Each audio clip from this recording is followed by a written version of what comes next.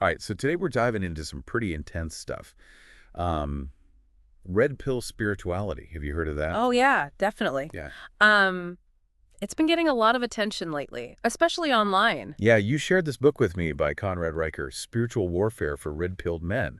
And I got to say, It's pretty intense. yeah, it really is. It's like a deep dive into how men can find their spiritual strength in a world that often seems like it's working against them, you know? Absolutely. And I think what makes Riker's book so compelling is that he connects spirituality to a lot of the anxieties that men are facing today. Yeah, like that feeling that traditional masculinity is under attack. Exactly, like being told that strength and assertiveness are toxic traits. Right, and that men are somehow inherently privileged and oppressive. Yeah, and Riker doesn't shy away from those conversations. He dives right in. Well, he uses that whole red pill metaphor from The Matrix, Yeah.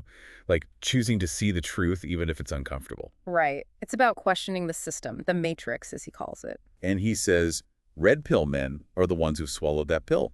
They're the ones who are seeing through the illusions. And who are starting to question the expectations that society places on them, especially when it comes to gender roles. So it's not just about men misinterpreting things or being overly sensitive. He's saying there's something more intentional going on.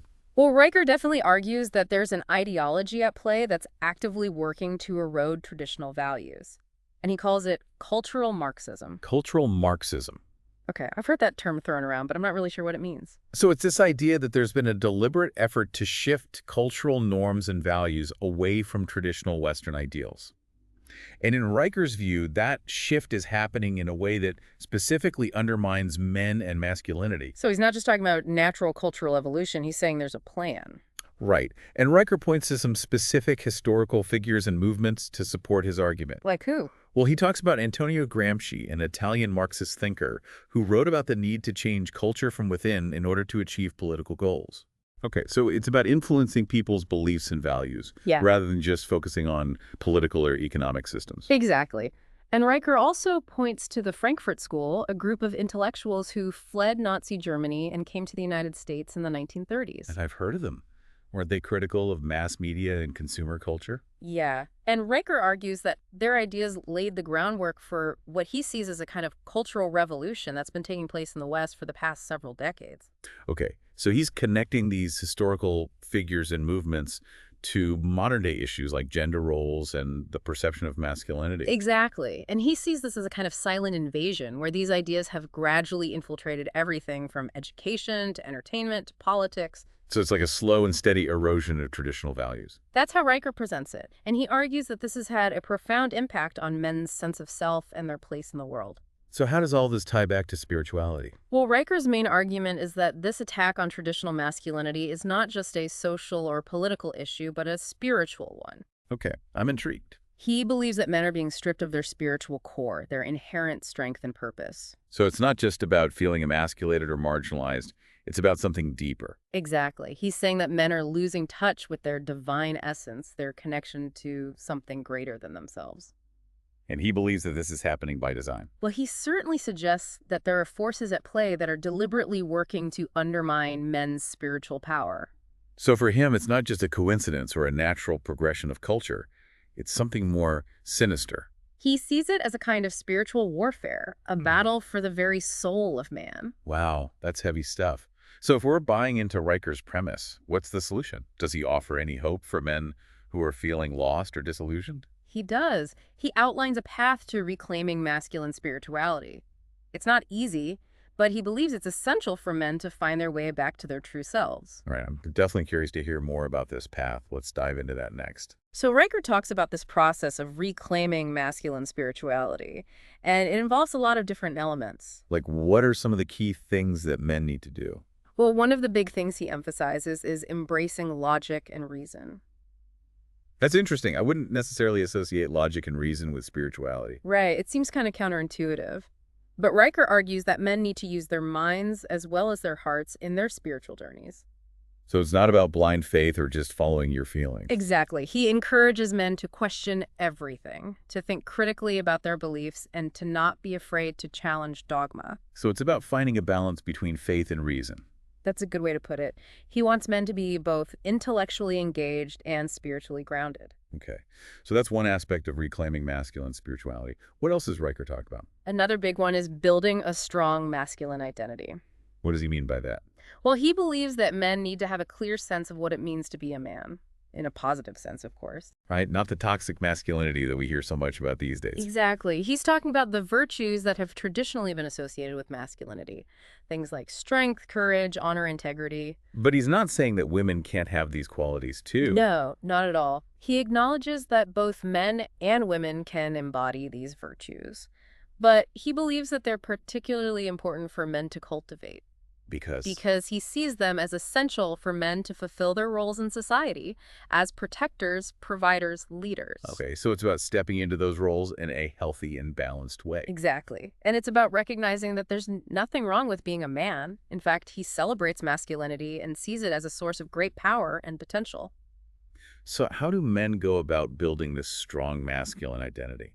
Riker suggests a few different approaches. One is to study the lives of great men from history, men who exemplified those virtues that he talks about. So like role models or mentors. Exactly, men who can inspire and guide you on your own journey. Okay. He also encourages men to engage in physical challenges, to push themselves beyond their comfort zones and to test their limits. So like athletic competitions or outdoor adventures. Yeah, things that require strength, courage, and resilience. Because, Because he believes that these experiences can help men to develop those virtues that he's talking about and to build a sense of confidence and self-reliance. so it's not just about building physical strength, it's about building mental and emotional strength as well. Exactly. It's about becoming a whole man, a man who's capable of handling whatever life throws at him. Okay, that makes sense. So we've talked about embracing logic and reason and building a strong masculine identity. What's the third key element of reclaiming masculine spirituality? The third one is forming supportive communities. Ah, so it's not just about individual growth. It's about connecting with other men who are on a similar path. Exactly. Riker believes that men can't do this alone. They need the support and encouragement of other men who understand what they're going through. So like a brotherhood or a tribe. Exactly. He sees these communities as essential for men to share their experiences, learn from each other, and hold each other accountable. Okay, I can see how that would be helpful, especially in a world where men often feel isolated and misunderstood, Right. It's about creating a safe space where men can be themselves without judgment or shame. and where they can support each other in their journey of spiritual Yeah, growth. exactly. So Riker is really emphasizing this idea of taking action, right? It's not enough to just read about spirituality or to talk about it. You have to actually do something. Absolutely. He's a big believer in putting your beliefs into practice. He wants men to walk the walk, not just talk the talk. And he sees this as being especially important in today's world, where traditional masculinity is under attack. Exactly. He believes that men need to be proactive in defending their values and their way of life. So it's about fighting back against those forces that are trying to undermine masculinity. In a sense, yes. But it's not about violence or aggression. It's about standing up for what you believe in and refusing to be silenced. Because a kind of spiritual warfare. You could say that. But it's a warfare that's fought with ideas and actions, not with weapons. And it's a warfare that's fought on a personal level as well as a societal level. Exactly. It's about transforming yourself from the inside out and then using that transformation to make a positive impact on the world around you. I like that. It's a message of both personal empowerment and social responsibility. And it's a message that I think is resonating with a lot of men who are looking for a way to make sense of the world and to find their place in it. Okay, so we've talked about the three key elements of reclaiming masculine spirituality: embracing logic and reason, building a strong masculine identity, and forming supportive communities. Are there any other important concepts that Riker discusses? Yeah, there are a few more that I think are worth mentioning. Like what? Well, one that he talks about quite a bit is overcoming victim mentality. What does he mean by that? So he's not saying that men haven't faced real challenges or discrimination, but he argues that dwelling on those experiences and seeing yourself as a victim can be incredibly disempowering. So it's about taking responsibility for your own life and your own choices. Exactly. It's about focusing on what you can control rather than what you can't. Okay, so instead of blaming others or feeling sorry for yourself, you focus on finding solutions. Right. And Riker offers a lot of practical advice for how to do that. He talks about things like cognitive behavioral therapy, which can help you to challenge negative thought patterns and develop more positive self-talk. So it's about changing your mindset. Exactly. And it's about surrounding yourself with people who support and uplift you rather than those who bring you down. That makes sense. You become who you spend time with. Right.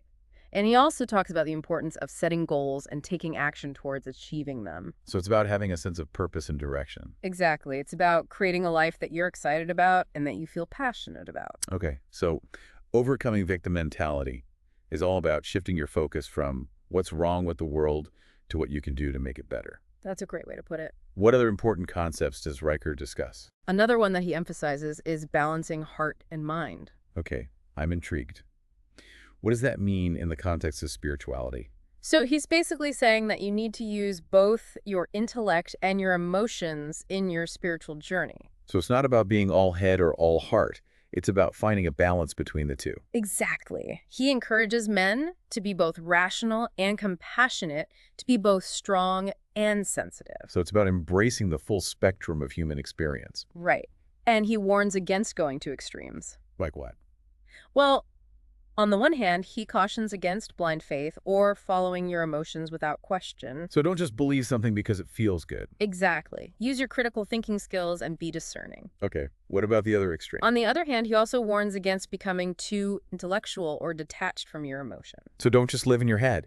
Right. Allow yourself to feel your feelings and to connect with your heart. Okay, so it's about finding that sweet spot between head and heart. Exactly. And he believes that when you do that, you'll be able to live a more balanced and fulfilling life. All right, that makes sense. So far, we've been talking about Riker's ideas in a pretty abstract way, but I'm curious to hear some more concrete examples of how men can put these principles into practice. Yeah, definitely. Let's get into some specifics. Okay, so for example, how can men embrace logic and reason in their spiritual practices? Well, one way is to study different spiritual traditions and to compare and contrast their beliefs and practices. So don't just stick with what you were raised with. Right, be open to exploring different perspectives and see what resonates with you. And use your critical thinking skills to evaluate those different perspectives. Exactly. Ask questions. Do your research. Don't just blindly accept what you're told. Okay, what about building a strong masculine identity? Yeah. How can men do that in a practical way? Well, as we mentioned earlier, Riker suggests studying the lives of great men from history. Right, like finding role models who embody those masculine virtues that he talks about. Exactly. And you can also look for mentors in your own life, men who you admire and respect, and who can offer guidance and support. Okay. What about engaging in physical challenges? How can men do that if they're not already athletic or adventurous? Well, it doesn't have to be anything extreme. You can start small. Like what? Well, maybe you could try taking a martial arts class, or going for a hike in the woods, or even just committing to a regular exercise routine. Okay, so it's about pushing yourself outside of your comfort zone in a way that feels manageable. Exactly. And it's about building up your physical strength and endurance. And that can translate into mental and emotional strength as well. Absolutely. What about forming supportive communities? How can men find those? Well, there are a lot of different options these days. Like what? Well, there are men's groups that meet in person. There are online forums and communities. And there are also organizations that focus on men's issues. So there are resources available for men who are looking for that kind of support. Absolutely. And if you can't find a group that meets your needs, you can always start your own. That's a great idea. So it's about being proactive in creating the kind of community that you want to be a part of. Exactly. And it's about reaching out to other men and building those connections. Okay, so we've talked about some practical ways that men can embrace logic and reason, build a strong masculine identity, and form supportive communities. What about overcoming victim mentality?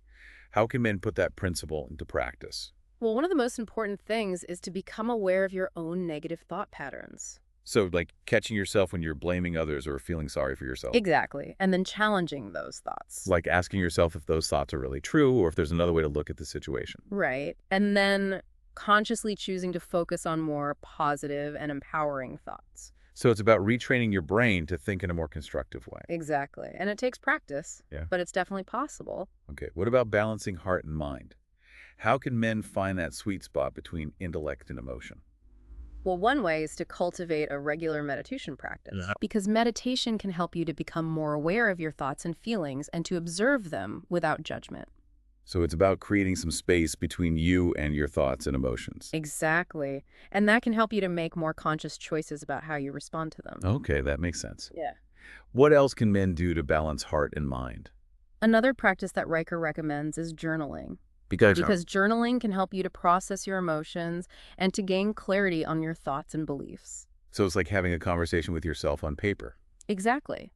And it can be a really powerful way to work through challenges and to make sense of your experiences. Okay, I can see how that would be helpful. Oh, So we've talked about some specific practices that men can use to embrace logic and reason, build a strong masculine identity, form supportive communities, overcome victim mentality, and balance heart and mind. and these are just a few examples, of course. There are many other ways that men can put these principles into practice. Right.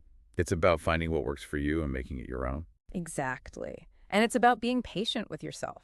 It takes time to develop these qualities and to integrate them into your life. But it's a journey worth taking. Absolutely. Well, I think this has been a really insightful conversation about reclaiming masculine spirituality, and I appreciate you sharing Riker's work with me. You're welcome. I'm glad you found it helpful. I think a lot of men are struggling with these issues today, and Riker's book offers a lot of valuable insights and guidance. I agree. He's definitely speaking to a deep need in our culture. And he's offering a path forward, a way for men to reclaim their power, their purpose, and their place in the world. Exactly. And I think that's a message that needs to be heard. Exactly. It's about finding your own path.